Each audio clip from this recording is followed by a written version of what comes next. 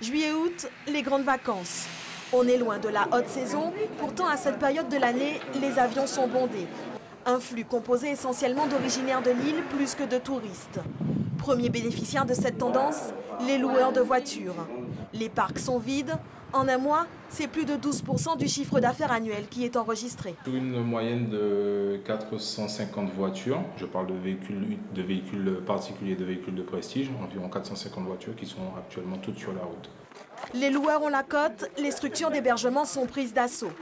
Plus que les hôtels, à cette période, ce sont les gîtes ruraux qui remportent tous les suffrages. Illustration avec cet établissement situé à 150 mètres de la plage. Appartements équipés, piscine collective, le tout pour environ 300 € la semaine.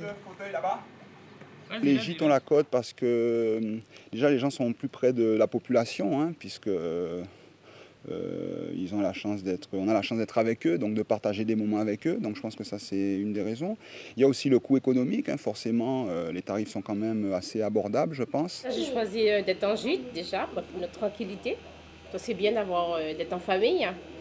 Mais pour se reposer, parce que la vie est très fatigante là-bas, donc pour se reposer déjà, on a choisi d'être en gîte. On constate que, notamment les activités, tout ce qui est animation, que ce soit au niveau du parc des Deux Mamelles, que ce soit au niveau de tout ce qui est activité, aquarium et autres activités, fonctionnent très très très bien.